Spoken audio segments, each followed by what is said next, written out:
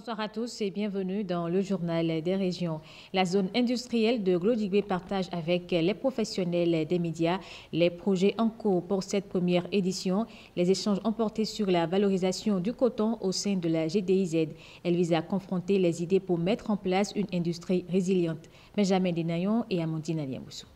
Ce projet, il a fallu du courage politique. La zone industrielle de Glodjibé est aujourd'hui un dispositif important de l'économie béninoise. Elle suscite assez d'engouement auprès des investisseurs. Je pense que nous avons démarré quelque chose qui est devenu un modèle que beaucoup de pays à travers le monde essaient de voir pour comprendre comment nous avons pu en arriver là. Vous savez, pour développer un pays, il faut nécessairement passer par la transformation des matières premières. Et donc, dans cette zone aujourd'hui, nous avons des industries qui s'installent et qui transforment, que ce soit le coton, les noix de cajou, le soja, le karité et d'autres matières premières. Et donc, ça suscite beaucoup d'intérêt auprès des investisseurs, ça suscite beaucoup d'intérêt auprès des décideurs de ce monde et qui, parfois, viennent visiter la zone de façon non sollicitée. Les échanges presse, une tribune pour partager avec les professionnels des médias les réalités de la GDIZ. Et pour cette première édition, la valorisation du coton au sein de la zone industrielle a retenu les attentions. Les industries qui sont dans la zone et qui transforment le coton achètent ce coton auprès des égreneurs. Et ils les transforment. Donc ce coton provient de nos champs en République du Bénin. Nous avons 3 unités intégrées de textile qui sont opérationnelles dans la zone, qui ne transforment que 12,7% de notre production. Donc ça fait 40 000 tonnes. Donc il y a le reste qui est disponible, mais qui continue d'être vendu à l'exportation. Nous allons travailler pour attirer d'autres investisseurs, pour installer d'autres unités intégrées de textile dans la zone pour pouvoir transformer la totalité de notre production de fibres. La société d'investissement de promotion de l'industrie ambitionne réitérer l'initiative afin d'exposer les avantages que le Bénin tire de la GDIZ pour son développement. Le projet d'appui au secteur agricole pour une transition agroécologique vient d'être lancé. Il se veut une réponse aux nouveaux défis du développement du secteur agricole. Le projet est porté par le CIRAD et financé par le ministère français de l'Europe, Saint-Tige Quimpon et Ramatou Lawani. Le FISLAE se définit comme l'appui aux filières et semences des légumineuses pour une transition agroécologique. Ce projet vise à établir un système semencier efficace et durable pour une diversité de légumineuses. Que ce soit les légumineuses à graines comme le niébé, l'arachide et le soja, ou encore les légumineuses de couverture et ou fourragères qui sont encore peu connues et peu intégrées dans les systèmes de culture des producteurs. De nos jours, nous sommes affectés aux effets néfastes du changement climatique où nous ne maîtrisons rien sur la production.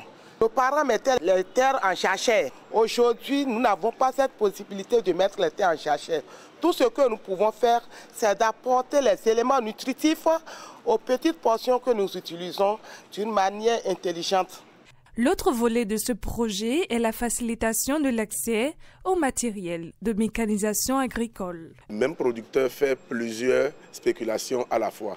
Alors, dans un système de rotation où le producteur finit d'installer sur une parcelle le coton, la campagne qui suit sur cette même parcelle, on lui conseille d'installer le maïs et après maintenant de ramener une légumineuse pour redonner de la force à sa terre. Une joie pour ces producteurs de légumineuses qui vont désormais voir réduite leurs difficultés de production. Le projet FISLAE apporte une diversification et une intensification des systèmes de culture agroécologique. Il est porté par le Centre de coopération internationale en recherche agroéconomique pour le développement, CIRAD, avec l'appui de plusieurs partenaires. Pendant ce temps, le Bénin et le Luxembourg exécutent ensemble un projet à fort intérêt économique dénommé Bi-Digital. Il prend en compte la cybersécurité, les finances inclusives et le renforcement de capacités. Le projet est co-géré par l'USDEV et l'Agence des systèmes d'information et du numérique. Le lancement officiel avec Jean Lombimet et Arnaud Adadia.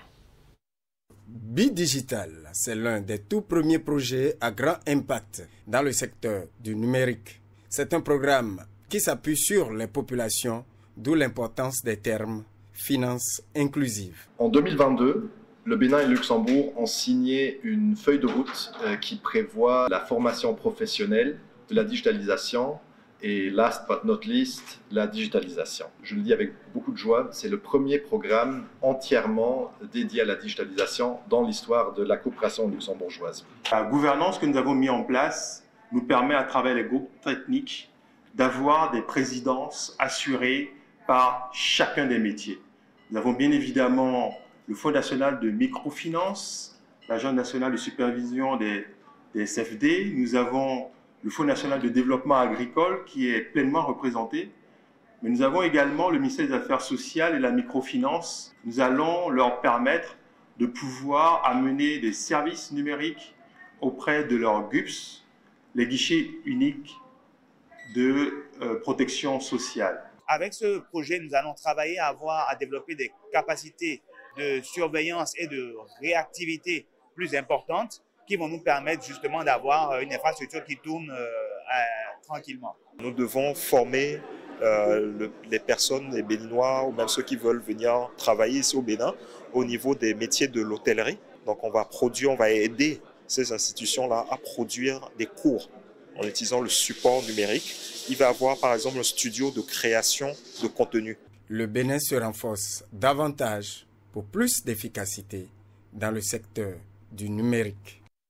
Le recours à l'arbitrage et à la médiation comme meilleure solution au règlement des litiges commerciaux, le Centre d'arbitrage, de médiation et de conciliation CAMEC Bénin s'évertue à le démontrer depuis sa création. Les acteurs du monde des affaires ont tout intérêt à lui faire recours avant de songer aux tribunaux. La cérémonie marquant la rentrée solennelle du CAMEC avec Bénédicte Possou et Alessandra Diotan. Le litige naît du désaccord, d'une contestation entre deux ou plusieurs parties. En général, il donne lieu à procès, mais à côté du recours judiciaire, il existe des méthodes alternatives de règlement. Les modes alternatifs de règlement des litiges, en particulier l'arbitrage, la médiation et la conciliation, offrent une flexibilité et une rapidité que les procédures judiciaires traditionnelles ne peuvent souvent pas garantir. Ils permettent de résoudre les conflits de manière consensuelle en privilégiant le dialogue et l'écoute dans un cadre qui respecte la confidentialité et l'équité. À l'occasion de cette rentrée judiciaire du CAMEC Bénin, la conférence inaugurale animée par l'actuel président de la Cour constitutionnelle est axée sur les défis du centre. Ancien garde des Sceaux, expert du droit des affaires et ancien secrétaire permanent de l'OADA, Dorothée Sosa, partant de la jeunesse du CAMEC, va rappeler aux arbitres et médiateurs l'étendue de leurs tâches tout en prodiguant des conseils. La seule chose à faire, c'est de développer donc l'intérêt de tout entrepreneur par rapport à ce que vous faites. Quand on voit les avantages des modes alternatifs, ça ne se discute pas au niveau des milieux d'affaires qui ont bien compris ce que c'est. Les méthodes alternatives de règlement de litige allient rapidité et efficacité, gage de sécurité juridique pour les investisseurs. Cérémonie de port de galon à la Direction générale des eaux, forêts et chasses. Elle a réuni plusieurs officiers en leur rang et grade respectifs. 5 agents de cette entité étaient à l'honneur. Les temps forts avec Aïlidjou Amoussou, Saint-Tige Quimpon et Alexis Seguebo. Conservateur de première classe, à Fédjou Komla Guy Bertrand. À vos ordres, mon colonel. Ils sont 5 fonctionnaires à arborer de nouveaux galons à l'occasion de cette cérémonie. Sont promus au grade supérieur au titre de l'année 2024 les conservateurs des eaux, forêts et chasses dont les noms suivent. Au grade de conservateur principal, pour compter du 1er octobre 2024, conservateur de première classe à Zankpan Dossou Justin, le conservateur de deuxième classe à Fédjou Comblan Guy Bertrand, le conservateur adjoint de première classe Lokossou Achille Offé, le conservateur adjoint de deuxième classe Gisono Grégoire, conservateur adjoint de deuxième classe Touré Nadinat. J'espère que ces nouveaux galons vont marquer votre conduite d'une empreinte particulière et que chacun de vous démontrera mieux que par le passé les capacités qu'il a manifestées pour mériter ces nouveaux galons. Bon courage et bonne suite de carrière. Je suis rentré avec contrôleur des eaux et forêts. Du contrôleur, on m'a apporté le lieutenant. Le lieutenant, je suis venu au capitaine. Le capitaine, maintenant, on m'a apporté capitaine-major. Un sentiment de joie et de fierté parce qu'il n'est pas donné à tout le monde d'évoluer dans l'armée et être à ce niveau-là. Les nouveaux promus ont témoigné leur reconnaissance à la hiérarchie qui leur a fait confiance. Ils s'engagent désormais à mieux servir la nation. Du 11 au 15 septembre, la Fédération béninoise de baseball Fernando L'Avenir à Tanon a organisé un camp d'initiation des jeunes au baseball. Plusieurs jeunes de 150 enfants environ étaient présents lors de ce camp qui a duré 5 jours. L'ambition est d'amener les enfants à partager leurs connaissances pour affiner leurs aptitudes. Blaise Adampo.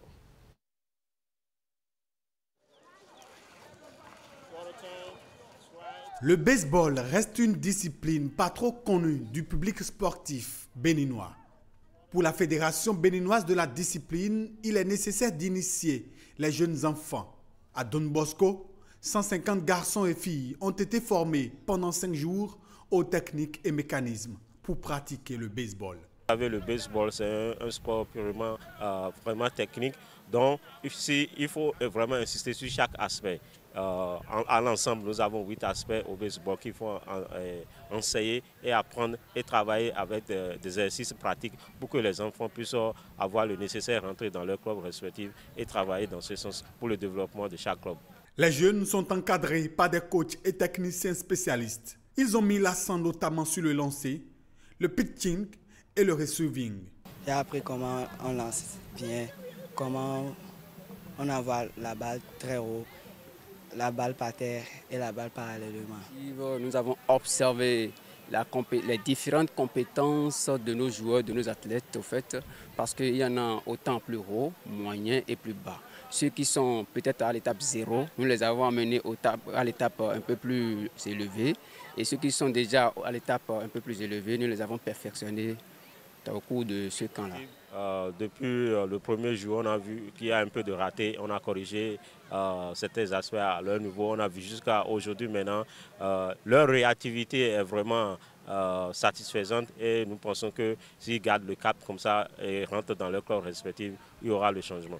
Après ce camp, des tournées seront effectuées dans les différents clubs pour évaluer le niveau des pratiquants. Suite à la signature d'un partenariat avec Sirat Sport, les Buffles FC du Borgou, dans un élan de reconnaissance, ont remercié le chef de l'État pour ses efforts en faveur du sport. Le président du club a exprimé sa gratitude envers cette société et son responsable, soulignant l'importance de ce partenariat pour le développement du football dans la région. Ibrahim Tchabi Mama est ici au micro de Alexis Assogba et Onok Ronkwati. Aujourd'hui, on peut se réjouir de dire que le géant Buffle du Borgou, tel un phénix, est en train de renaître de ses cendres avec ce partenariat conclu entre le club et la société Sirat Sport, dont l'accompagnement, l'appui financier et institutionnel permettront assurément au mythique club de regagner ses lettres de noblesse. Ce partenariat a été possible grâce à l'implication personnel du chef de l'État, son Excellence, M. Patrice Talon, dont l'attachement constant à la promotion du sport roi se révèle chaque jour davantage. Monsieur le Président, toute la famille Buffle vous en saura toujours gré. Que le Tout-Puissant et Miséricordieux continue à vous inspirer pour des œuvres plus encore grandissantes. L'aventure ne fait que commencer. À toutes ces personnes ressources qui ont travaillé dans l'ombre, pour l'aboutissement de ce projet sportif, nous disons un sincère merci. Seul, on va vite, mais ensemble, on va loin. Et c'est la fin de ce journal. Merci à vous de l'avoir suivi.